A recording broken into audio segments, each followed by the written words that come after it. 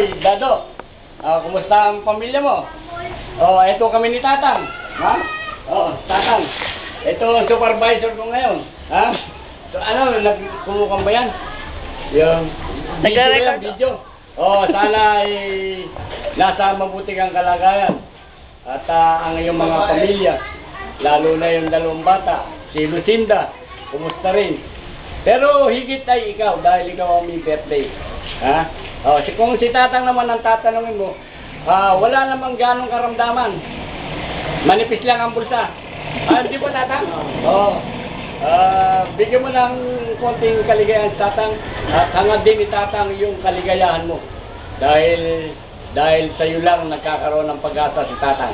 Ha? Oo, okay. Hindi ba, Tatang? Oo. Sa iyo lang nagkakaroon ng pag-asa. Huwag mo lang siyang makakalimutan. Pero ayos naman ang alaga ni Presi. Okay naman at si Presi talaga nakatutok sa kanya. Ha? At saka ang si Kulot. Ganun din si Kulot. Kumusta rin yan? Kung magkakausap kayo, ipahatid mo yung aking mensahe na mag-ingat siya sa kanyang pagmamaneho. Ha?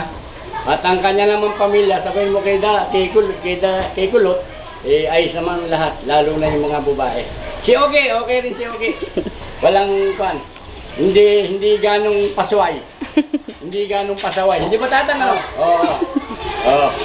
Sige, Dado. Hanggang dyan na lang at I love you. Ay, yung mga pamilya I love you. Ha? Sige, Dado. Happy birthday ulit.